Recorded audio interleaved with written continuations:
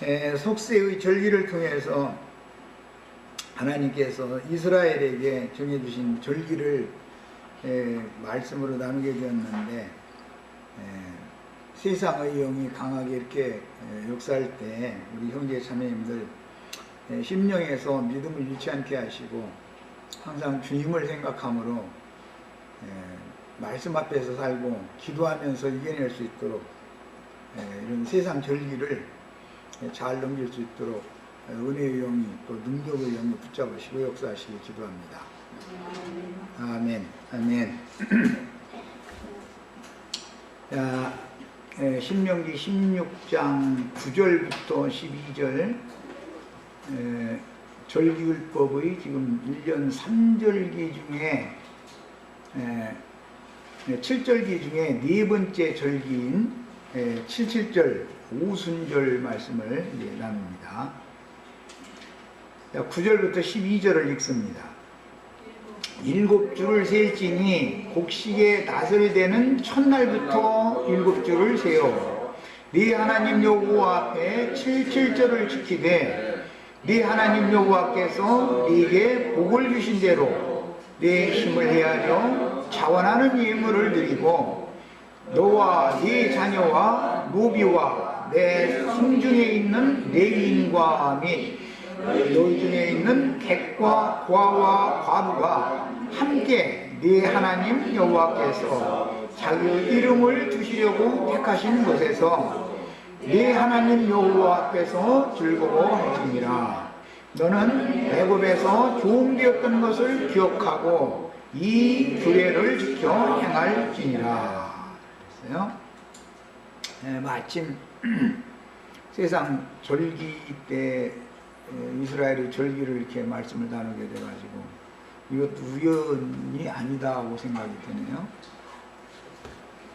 이스라엘은 근본적으로 이제 7절기를 1년 매년마다 7절기를 지키는데 그 중에 1년 7절기 중에서 이제 3차 오순절 오늘 말씀을 나누고 있는 이 77절이라고 하는 절기를 포함해서 무교절 절기를 지키는 거고 이 77절 절기를 지키는 거고 그 다음에는 이제 초막절 절기를 지켜서 3절기는 20세 이상 된 이스라엘 남자는 의무적으로 예루살렘 신전에 다 모여서 절기잔치를 이제 하는 것이 율법이고 이스라엘 사람들의 그 신앙 생활이었습니다.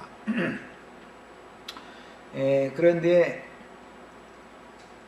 지난 4시간 동안 6시간 동안 말씀을 나눴던 6월절이라고 하는 무교절에 관한 말씀이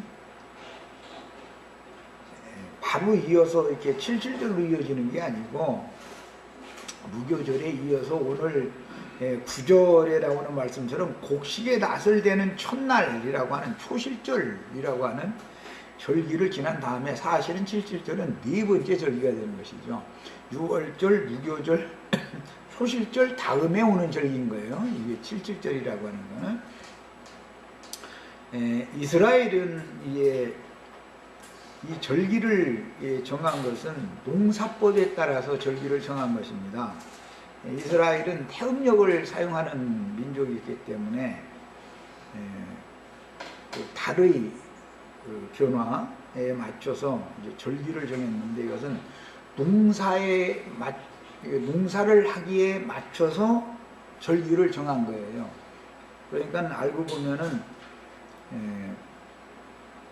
6월절 시작 때 그 아비벌이라고 한다라는 말을 할 때 그 새싹이 나는 것을 이제 시작으로 해서 그 다음에 최후로 이제 초막절이라고 그랬는데 이건 이제 수장절이라고도 하고 장막절이라고도 하는데 절기 이름을 이렇게 세 가지로 부르는 것은 이제 다 의미가 있어서 그러는 것이지만 이것은 이제 나중에 말씀을 더 자세히 나누기로 하고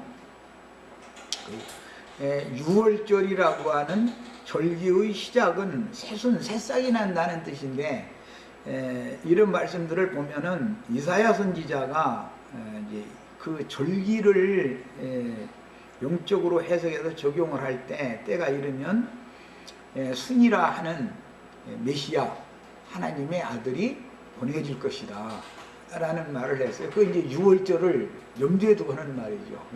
그래서 이제 그 교계에는 새순 출판사니 뭐 이런 게 있죠. 그다음에 새싹이 나는 얘기를 했어요. 그게 이제 유월절이에요.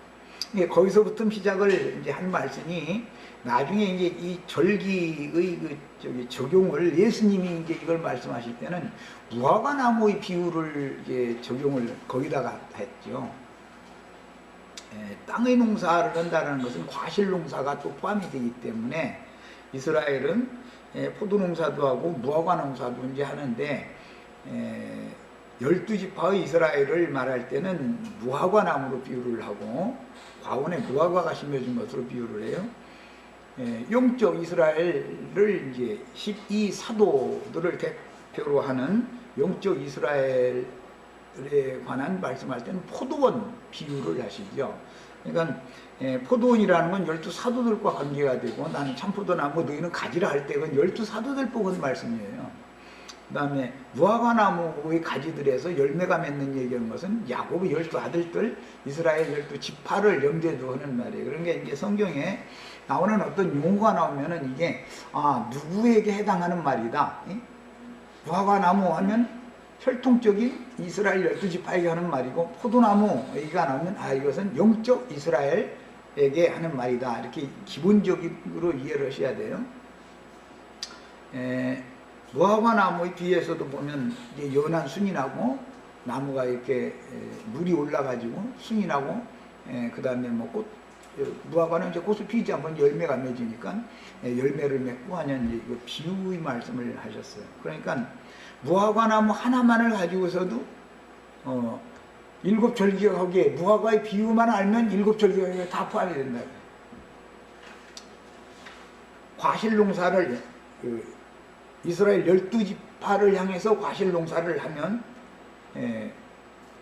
저주받았던 무화과나무가 새순을 내면 6월절 시작이 되는 것이고 예수님이 오셨을 때는 그게 무화과의 때가 아니었죠. 그러니까 이제 반드시 무화과 열매 맺는 때가 온다는 것이죠.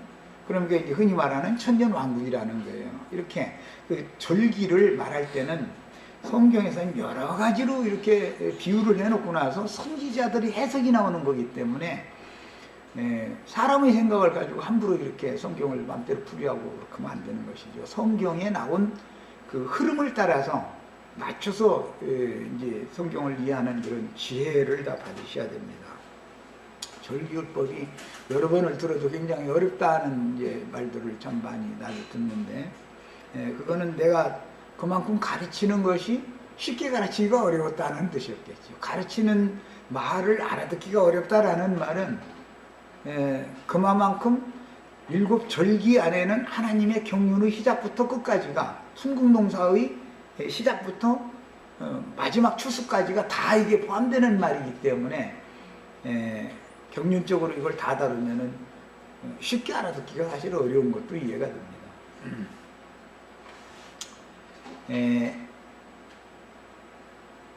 오늘 우리가 지금 나누고자 하는 이 77절이라고 하는 것은 어디에 기점을 두어서 7주를 계산을 하라고 그랬느냐 하면은 곡식에 낫을 대는 첫날에 기점을 두어서 7주를 계산을 해라 이렇게 했어요. 이건 이제 곡식에 낫을 대는 첫날이라는 것은 초실절이라고 그래요.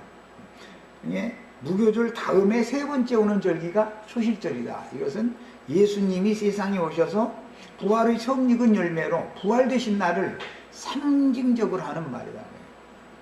예수님이 부활하신 그날부터 시작해서 제자들이 초실절에는 한 알갱이만을 제단에 바치는 게 아니라 한 다발, 한 단을 갖다가 요제로 갖다가 해서 드려야 되기 때문에 이것은 신약의 적용으로 하자면 12사도들을 주님께서 그 성령을 부어가지고 12사도들을 한 다발로 묶어서 이것이 이제 창세기에서는 요셉의 단이다 그래요. 예수 그리스도와 함께하는 한 단이다 이래요. 처음 익은 열매의 한 단을 하나님께 갖다 바친 거예요. 예, 12사도들은 당연히 예수님이 구속을 위하여 죽고 장사되고 부활 승천하신 것과 똑같은 길을 갈 수밖에 없는 것이죠. 그렇게 들여진 자들이 한 단에 묶였으니까. 요셉의 단에 묶인 자들은 요셉과 인생을 같이 해야 되잖아요. 요셉의 단에 묶였다는 요셉의 아내일 것이고, 제일 중요한 것은 그 다음 요셉의 자녀들일 것이란 말이죠. 이들은 다 요셉의 단에 묶인 자들이죠. 그러니까는 남편이 어디를 가면, 이사를 간다 남편이, 그러면 아내는 자동적으로 따라가는 거예요. 남편과 아내가 가면 자식들은 자동적으로 가는 거예요. 어디를 가도. 이런 것이 하늘 아버지의 영광에까지 주님이 앞서서 구속을 이룬 다음에 앞서서 행하면 그 길을 자동적으로 따라갈 사람, 단에 묶였으니까 자동적으로 따라가게 된다. 이것은 이제 신앙생활에서는 굉장히 중요한 비밀인 거예요.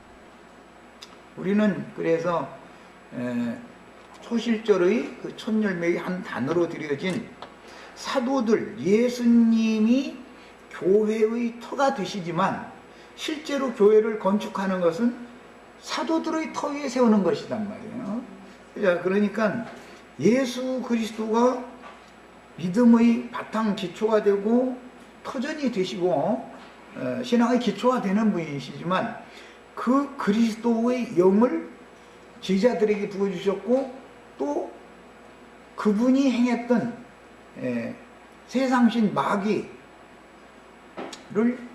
사망 권세, 흑암의 권세를 제압하고 이기고 부활 승천할 수 있는 그런 능력의 영을 예수 그리스도께서 제자들에게 또 부어주셨기 때문에 누구의 영과 누구의 능력으로 이 세상에 한 생애를 하는 것은 누구의 단에 묶였느냐와 관계가 있는 거예요. 룻기에도 보면은 보아스의 밭에서 추수하는 사람들이 그 단에 있으면은 그 보아스의 곡물이 되어져 가지고 보아스의 집으로, 보아스의 곳간에 들어갈 수가 있지만 다른 밭에는 룻 가지 말라고 그랬잖아요. 그럼 다른 밭에 있는 추수꾼들에 의해서 어떤 단으로 묶여버리면 그 사람의 곳간으로 들어가겠죠. 이게 이제 농사를 하면 당연히 최후로는 추수를 해가지고 곡식을 자기 곳간에다 갖다 넣는 것까지 해야 완성이 된단 말이야. 1년 농사가 끝나는 거예요. 이건 이제 절기로 상징을 해놨지만 이것은 예수 그리스도를 통해서 세상에 보내서 하나님 나라 천국 농사를 하는 것을 상징적으로 어느 때는 씨를 심고 그 다음에 어느 때는 뭐 거름도 주고 또 김도 매주고 어느 때는 이렇게 자라게 하고 그 다음에 어느 때는 결실기가 되고 그 다음에 결실이 다 되면 어느 때는 추수를 하고 추수가 다 끝나면 장막에 들어가서 쉬고 하는 이런 1년의 농사에 맞춰서 절기를 이렇게 정한 것이다. 네, 이런 것을 이해를 잘 하셔야 되겠어요. 우리나라도 태음력을 지금 이 태양력을 사용한 지가 얼마 안 됐죠. 우리나라도 태음력을 셈족이었기 때문에 똑같이 태음력을 사용해요. 우리나라도. 그런데 1년 24절기를 이렇게 정확하게 절기를 맞춰놨죠. 그런데 뭐 농사를 짓는 데는 그 24절기 절기법에 따라서 이때는 씨 뿌려라 하면 그때 가서 씨 뿌리면 정확하게 맞는 거예요. 이때는 거둘 때다 하면 그 거두는 때가 정확하게 맞아요. 아주. 네. 이렇게 절기라는 것은 모두 태음력을 사용하는 것은 땅에 농사를 해서 거두는 것과 관계가 있다. 그 다음에 이제 이런 사상이 가나안 족속들에게 그 아람 족속들의 이제 그 생활 관습이 풍습이 이어지기 때문에 달신을 이제 섬기는, 태음력이라는 건 달을 신으로 섬긴다 그 말이에요. 이제 여리고성 얘기라는 게 달을 섬기는 사람들이 성이다라는 말이거든요. 그러니까 가나안 족속 중에서도 해신만 섬기고 별신만 섬기는 게 아니라 달신을 섬기는 족속들도 있었다는 것이죠. 그건 셈족의 문화를 그들이 받아들였기 때문에 그런 것이 아람 계보의 족속들의 문화를 받아들여서 그런 거예요. 그런 똑같은 사상이 우리나라 사람들도 있었어요. 음력을 사용했던 거예요. 그래서 이런 이제 어떤 경륜을 일단은 알고 계셔야 돼요. 그 다음에 레위기 23장 10절로 11절을 우선 읽겠습니다. 지난번에 읽었는데 오늘 상기하는 의미에서 다시 읽고 말씀을 나누려고 그래요. 레위기 23장 10절 11절 이건 초실절 절기 율법이죠. 레위기 23장 10절 11절 자 읽습니다. 이스라엘 10절 여호와께서 모세에게 말씀하여 이르시되 이스라엘 자손에게 말하여 이르라 너희는 내가 너희에게 주는 땅에 들어가서 너희의 곡물을 거둘 때에 이건 추수 때를 말하는 것이죠. 첫 추수. 원래 보리는 겨울에 심습니다. 보리라는 것은 늦가을에 심는 것이죠. 늦가을에 심어가지고 겨울을 지난 다음에 늦봄에 추수를 하는 거예요. 이게 이제 특징이에요. 보리라는 것은 언 땅에서 부활되는 거예요. 그래서 이제 보리떡 얘기를 하면 그것은 부활생명을 주는 음식을 상징할 때는 그렇게 말을 하는 거예요. 5,000명을 먹였다, 4,000명을 먹였다 할 때 보면 보리떡 7개로, 보리떡 5개로 이렇게 돼 있잖아요. 왜 밀떡이라고 하지 않고 통상적으로 먹는 건 밀이었는데 보리떡이라고 했을까? 그것은 처음 익은 곡식가루, 가장 좋은 곡식가루라고 봤기 때문에 그런 거예요. 자, 그래서 너희 곡물을 거둘 때 여기 나오는 이 곡물 거두는 것은 보리를 거두는 것을 염두에 두는 말이에요. 봄철에 거두는 거예요. 여름철이 오기 전에 이제 봄에서 여름으로 넘어가는 그 경점에서 거두는 것이죠. 그 다음에 거둘 때 너의 곡물의 천이삭 한 단, 이 곡물의 천이삭 한 단이라는 것은 우리나라식으로 이제 표현을 하자면 지금은 그런 걸 이제 모르고 지내기 때문에 잘 모르는데 보릿고개라는 게 있었어요. 그 이제 봄철 해가 점점 길어지는데 곡식이 아직 완전히 익지는 않은 상태잖아요. 작년 가을에 거둔 곡식은 다 먹어가지고 지금 그럼 이제 춘궁기다 그랬었죠, 우리나라 사람들은 이제 그때. 그래서 보리가 아직 완전히 누렇게 익은 것이 아닌데 풋보리를 잡는다 그렇게 해요. 우리 경상도 뭐 전라도 이런 지역에서는 이제 풋보리 잡는 얘기하면 아마 이제 이해가 되죠.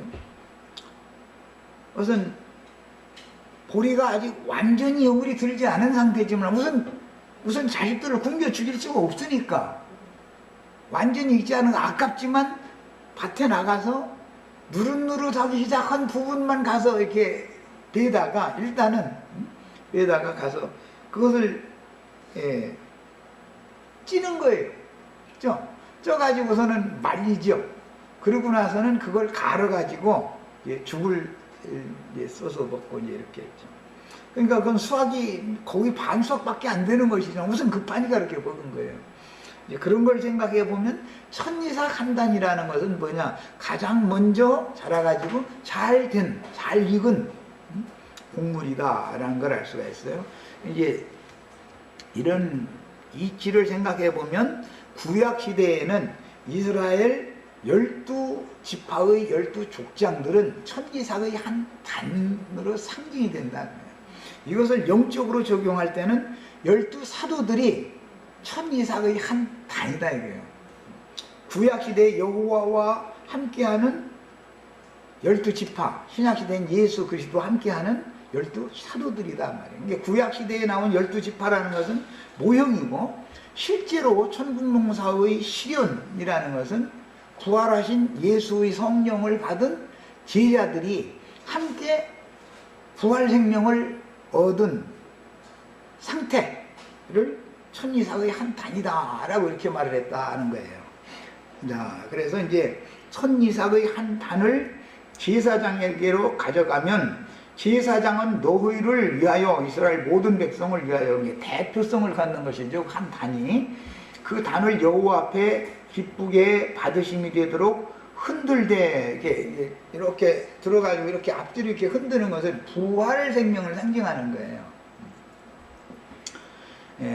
안식일 이튿날에 흔들 것이며 그랬는데 신약에는 안식 후 첫날 예수님이 부활했죠. 이 율법에 이렇게 돼 있기 때문에 예수님이 안식 후 첫날 부활돼야 되는 거예요. 만약 예수님이 안식일날 부활되면 성경이 안 맞는 거죠. 이게. 안식일 이튿날에 반드시 요제 부활이 되어야 되는 거예요. 너희가 그 단을 흔드는 날에는 1년 되고 흠없는 수양을 여호와께 드리고 이렇게 이제 제사하는 제사법을 말씀을 하고 있어요. 예수님이 기본적으로는 소실절의 처음 익은 열매죠. 맨 먼저 죽은 자들 가운데 처음으로 부활된 분은 한 분 예수 그리스도잖아요. 그분이 맏아들로 나셨다 그랬어요. 그날. 그런데 만물 맏아들의 한 단에 묶인 분들이 선진들이 구약시대는 12지파였지만 실제적으로 이룬 것은 12사도들이다 그래요. 자, 그거는 부활의 날 저녁에 예수님이 제자들이 유대인들을 두려워해서 문을 닫고 이렇게 모여 있는데 부활하신 주님이 갑자기 제자들 가운데 상 나타나셨죠. 그래가지고 숨을 내쉬며 가라사대 성령을 받으라 해서 새로운 호흡을 하나님의 숨을 새 생명을 불어 넣어준 거예요. 그 영을 받은 상태가 생명의 성령을 받은 상태다 그래요. 그러니까 이제 예언에 따라서 구약 성경에 보면 엘리야가 메시아보다 앞서서 가서 길을 닦고 성전을 미리 세워놔야 된다는 거예요. 그 예언이죠. 그런데 요한이 와서 예수 그리스도가 세상에 오실 수 있는 길 닦는 역할을 했죠. 회개의 세례를 베풀었단 말이야. 그게. 회개한 영혼들에게 오셔야 되니까 성전을 정결케 하는 일을 했다라는 말은 회개한 영혼들을 준비해놨다 그 말이에요. 그 요한의 제자들이나 예수 그리스도의 생명을 받을 수 있는 것이죠. 그래서 그런데 엘리야가 온 거예요. 요한이 온 거는 엘리야가 온 거예요. 신약 누가복음 1장 17절에 보면 엘리야의 심령과 능력으로 보냄을 받은 사람이다. 요한은 이렇게 했어요.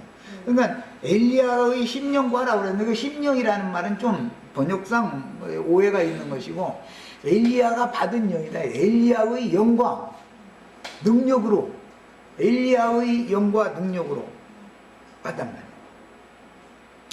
말이에요. 요한이라는 사람이 엘리야의 영과 능력으로 와서 예수님이 오실 수 있는 길을 준비했고 예수님은 그 전으로 오셔야 되네. 메시아는 반드시 여호와는 그 전으로 오셔야 되니까 회개한 영혼들을 준비를 해놨다고요. 그런데 예수님은 그 속에 이제 실제로 들어오기 위해서 부활을 하신 다음에는 생명의 성령이 되셔가지고 성령을 제자들에게 부어주시고 제자들이 받아들이면 요한이 길을 닦아놓고 전을 정결케 해놓은 그 성전으로 하나님이 임하시는 것이란 말이에요. 이것은 이미 노아의 때에 예언된 말씀으로서 온 땅에 하나님의 심판이 임했지만 심판으로 모든 것이 다 끝나는 게 아니고 노아에게 다시 약속할 때는 앞으로는 다시 물로 세상을 심판하는 일은 없을 것이다. 이게 무지개의 언약을 세우시면서 하신 말씀이 그들이 내가 육체가 되어져서 사람들과 함께 할 없으므로 내가 버리고 떠난다. 그랬지만 그러나 그들의 날은 120년이 되리라. 그러나 때문에 이제 120년이 되면은 여호와 신이 다시 온다라는 것을 약속을 해놓고 떠났단 말이야. 그런데 그런 모든 예언들을 선지자들이 계속 해석을 해나갈 때 이제 그 요엘 선지자가 예언을 할 때 날이 이르면 내가 버렸던 모든 육체들에게 내 신을 부어준다.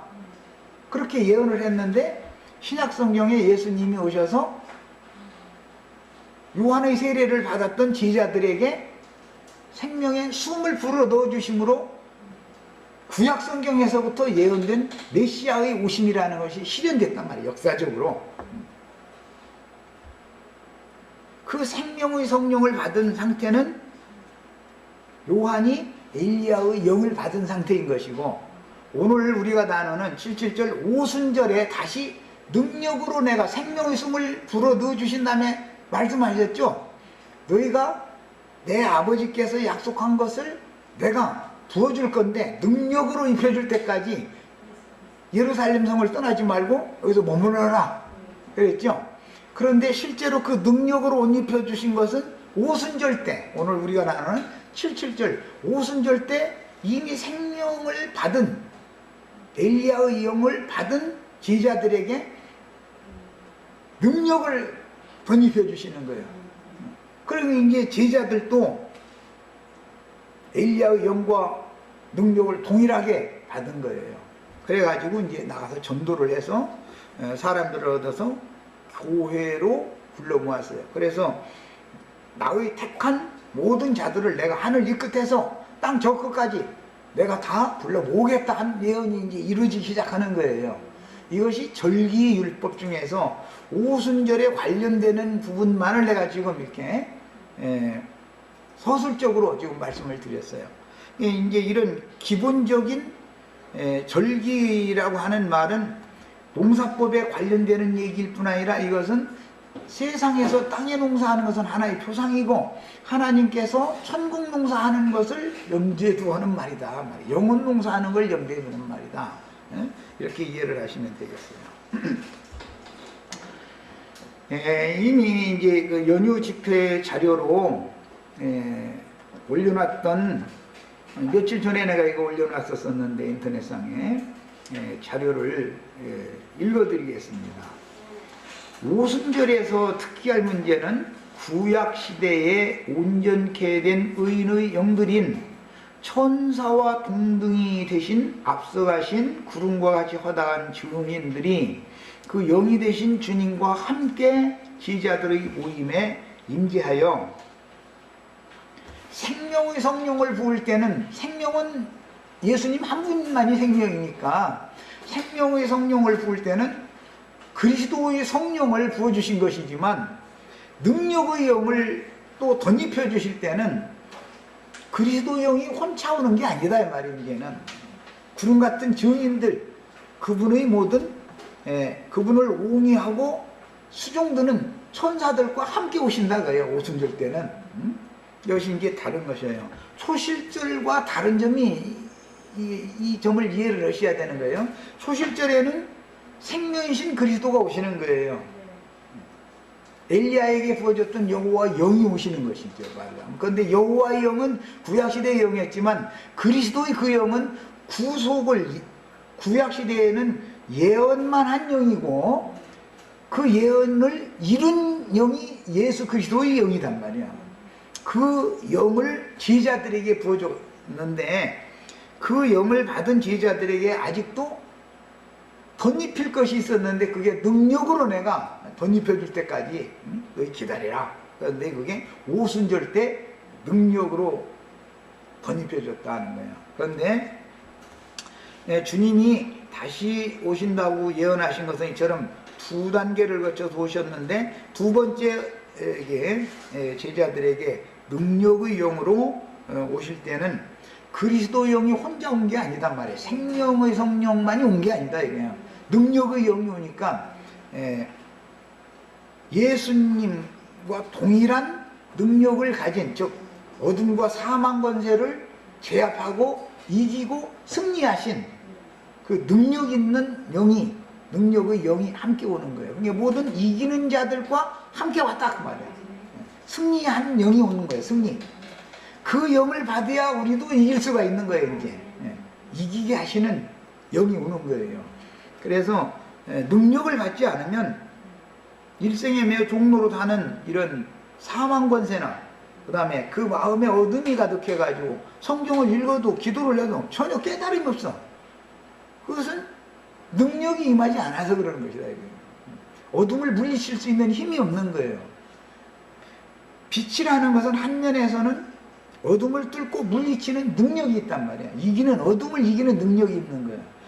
그 어둠이라는 것이 결국은 사망 권세이기 때문에, 빛은 생명의 능력이기 때문에 빛과 생명이 한 조를 이루고 어둠과 사망이 한 조를 이루니까 능력으로 덧입지 않으면 이길 수가 없는 것이죠. 근데 이런 이제 기본 원리를 알아야 마귀의 권세를, 죽음의 권세를 이기게 하시는 영, 이기는 영이 무엇인가를 알 수가 있는 거예요. 사실은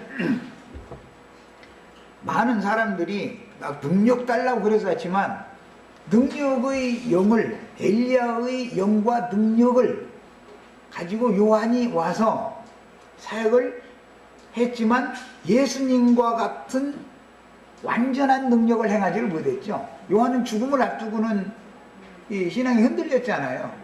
예수님은 죽음을 앞두고는 더 담대해져 버렸잖아요. 이게 예수님 완전히 이긴 것이고, 요한은 완전히 이겼다고 하기가 어렵죠. 그러니까 요한은 그 모형적인 예표적인 구약의 예언을 마무리하는 사람이었기 때문에 그런 거예요. 자, 그래서 구약 시대의 온전케 된 의인의 영들인 천사와 등등이 되신 앞서가신 구름과 같이 허다한 증인들이 그 영이 되신 주님과 함께 제자들의 모임에 임재하여 구약 시대에 부리는 천사들만이 아니라 바람으로 혹은 불꽃으로 부리시는 부활의 아들들인 의인의 영들과 함께 재림하여, 이 의인의 영들은 구약시대에 선지자들의 노선을 따라서 신앙생활을 함으로 율법 제도권을 따라서 신앙생활하던 사람들한테 박해받고 순교당했던 자들이죠. 그들이 받았던 능력 있는 영을 가지고 이 생을 살면서 율법 제도권 사람들과 싸워서 이긴 사람들이란 말이야. 그래서 온전케 된 의인의 영들과, 그래서 히브리서 12장에서 그 온전케 된 의인의 영들은 주님의 예언대로 하자면 부활의 아들이요 하나님의 아들들이기 때문에 천사와 동등이 됐지만, 사실은 그 온전케 된 의인의 영들이 천사들도 판단을 할 만한 권위를 갖게 된다는 거예요. 천사들은 단순히 지음만 받았을 뿐이고, 사람을 거쳐서 온전케 된 의인의 영들이 된 사람들은 아무래도 훨씬 더 능력이 더 있죠. 그건 말할 것도 없죠. 그래서 천사를 숭배하려고 하지 말아라 말이에요. 천사보다 너에게 더 큰 능력을 하나님이 주신다라는 거예요. 그 다음에 그렇다 해서 천사를 깔보라는 말이 아니죠. 물질계를 지배하는 건 천사들을 통해서 지배하는 거니까, 온 세상을 지배하는 것은 우리 형제 자매님들을 통해서 한다는 것이죠. 그 다음에 구약시대에 부리는 천사들만이 아니라 바람으로 혹은 불꽃으로 부리시는 부활의 아들들인 의인의 영들과 함께 재림하여 구약성경의 예언을 모두 이루신 것이 7.7절 혹은 오순절이라고 하는 시련이다. 오바댜서에 보면은 유다와 요셉에 대해서 말씀을 하시면서, 구약시대의 장자권은 유다가 가지고 있었고 신약시대의 장자권은 요셉에게 준 거였기 때문에 이게 예언이죠. 유다는 불이 되고 요셉은 불꽃이 된다 그랬죠. 그 불꽃이라는 건 천사들을 상징하는 말이란 말이야. 그런데 이제 오순절 때는 불의 혀 같은 것이 각 사람에 이렇게 머물러서 보였다, 이렇게 표현을 했어요. 그게 불꽃이단 말이에요. 불꽃. 그러니까 하나님은 천사들을 불꽃으로 부리시죠. 하나님은 이제 뭐 성령의 불 받아라 했었는데, 오순절 막 성령의 불 받는다 했었는데, 그 불은 육에 속하고 땅에 속하고 물질계에 속한 것을 살라버리는 영이다 이거예요. 소멸하는 영이다. 불살라버리는 영이에요. 그런데 불을 붙여가지고서 무엇이 탈 때 보면은 불의 혀라고 표현해요. 불꽃이 이렇게 있죠. 불꽃. 그런데 그 불꽃들이 온전케 된 의인의 영들이다라는 거예요. 하나님 부리시는 천사들이다 이거예요. 그래서 구약시대에 지음받은 천사들과만 함께 오시는 게 아니라 신약시대에는 온전케 된 의인의 영들과 함께 오시는 것이다.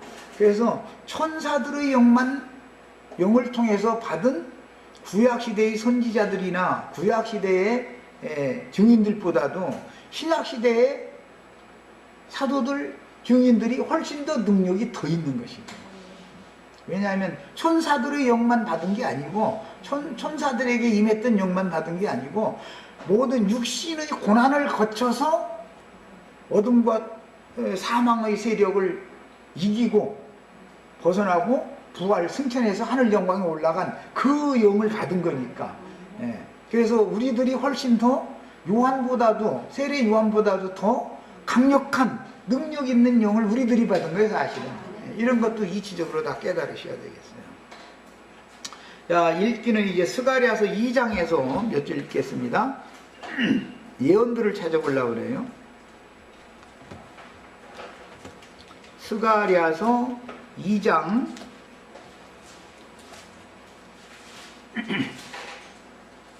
스가랴서 2장을 보겠습니다.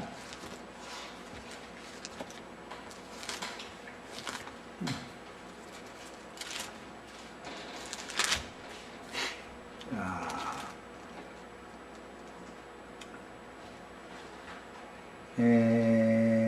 7절부터 13절까지 보겠습니다. 바벨론 성에 거주하는 시온아, 이제 너는 피할지니라. 바벨론 성이라고 하는 것은 바벨론 제국을 말하는 건데, 거기로 예루살렘 지도자들이 사로잡혀 있는 상태를 지금 선지자가 볼 때 바벨론 성에 거주하고 있는 시온이다 이거예요. 시온이 바벨론에 있으면 안 되죠. 당연히. 그러니까 너는 이제 도망해라 라는 말은 이제는 포로 생활에서 끝날 때가 됐다라는 뜻이겠죠. 당연히 70년이 차기 전에는 너희는 거기 바벨론에 가서 순종해라, 예레미야 선지자는 이렇게 말했죠. 그런데 이제는 스가랴 선지자가 하는 말은 이제 바벨론에서 너희는 도망해라. 이게 벌써 예언이 어떻게 달라지는지를 잘 생각을 해봐야 돼요. 그러니까 전도자들은 맨 먼저 세상 예배당에 전도를 해놓죠. 그리고 거기 가서 순종하는 법을 배워라 이렇게 가르치죠. 갑자기 나를 만나면은 사람이 풀어져 버려요. 교만해지고.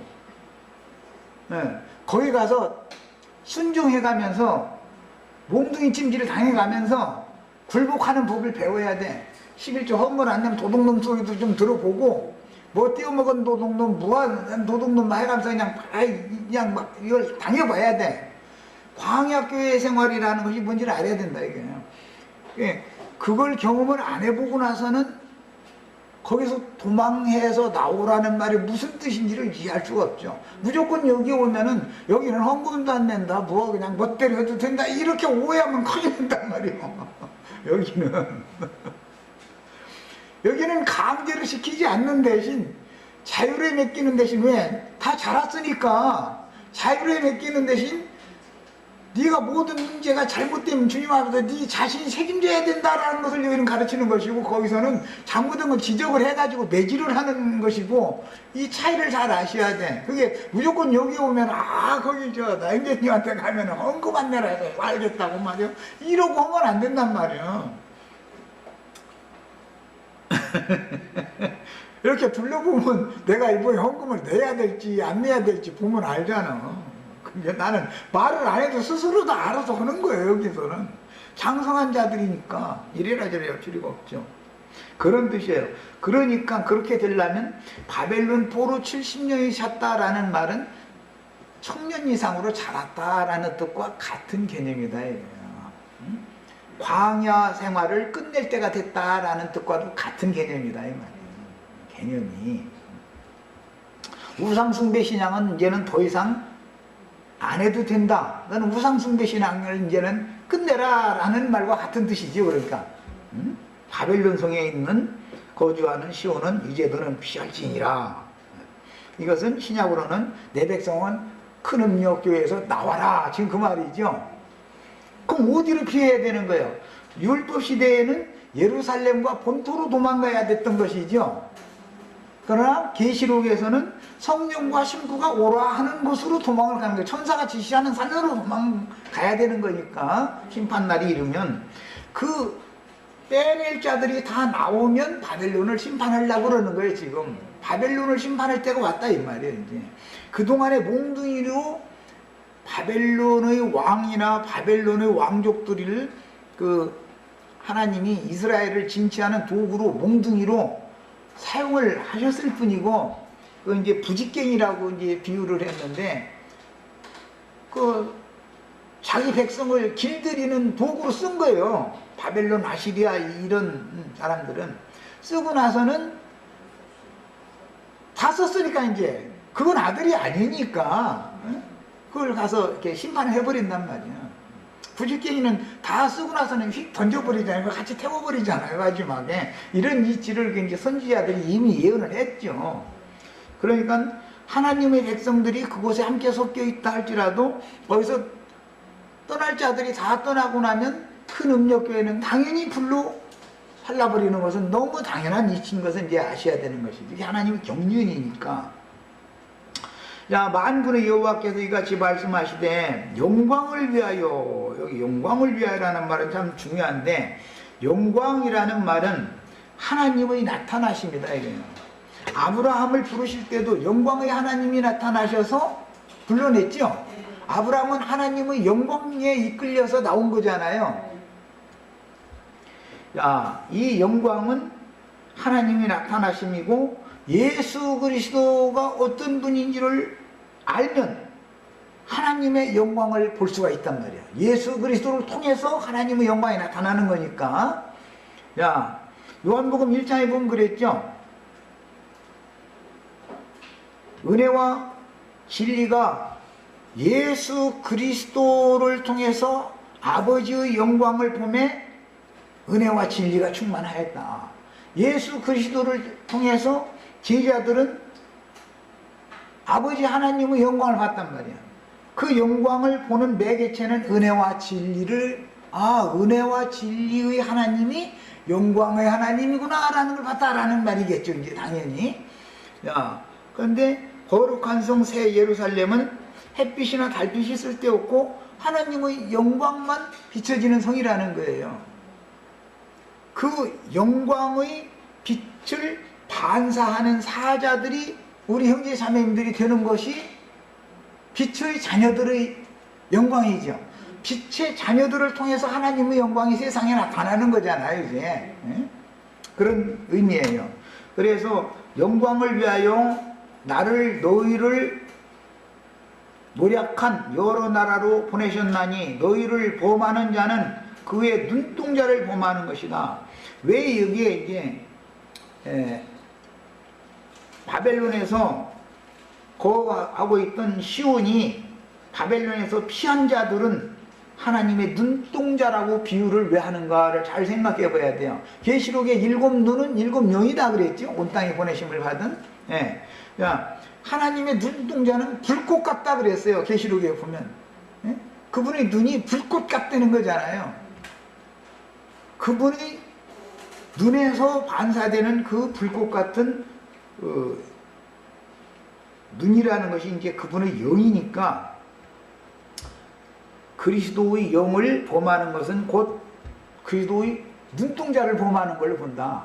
이 말은 여호와의 영광을 반사하는 사람들, 바벨론 성에 거주하다가 이 나팔소리를 듣고 시온이 거기서 피해서 예루살렘으로 도망을 가면 이 사람들이, 도망하는 사람들이 여호와의 눈동자다 그래요. 지금 이제 표현이 그런 거예요. 내가 손을 그들 위에 움직인즉 그들이 자기를 섬기던 자들에게 노략거리가 되리라 하셨나니 너희가 만군의 여호와께서 나를 보내신 줄을 알리라. 여호와의 말씀에 시온 따라 노래하고 기뻐하라. 이는 내가 와서 네 가운데 머물 것임이라. 여기 네 가운데라는 것은 바벨론 성에서 나온 시온 가운데 거한다 그 말이에요. 그날에 많은 나라가 여호와께 속하여 내 백성이 될 것이요 나는 네 가운데에 머물리라. 네가 만군의 네 가운데라는 건 전부 바벨론 성에서 나온 무리를 말하는 거예요. 시온, 시온에 거한다 그 말이에요. 만군의 여호와께서 나를 네게 보내신 줄 알리라. 여호와께서 장차 유다를 거룩한 땅에서 자기 소유를 삼으시고 다시 이제 줄쳐놓습니다. 예루살렘을 택하시리니 다시 택하면 계시록 용어로는 새 예루살렘이 되는 것이죠. 다시 택했으니까 모든 육체가 여호와 앞에서 잠잠할 것은 여호와께서 그의 거룩한 처소에서 일어나심이라 그랬어요. 자, 일단은 첫 시간은 여기까지 합니다. 우리는 이제 이런 말씀을 읽을 때 제일 깨달아야 되는 것은 바벨론 성에서 나오는 자들만이 새 예루살렘에 들어갈 수 있다. 일단 여기까지 말씀을 합니다.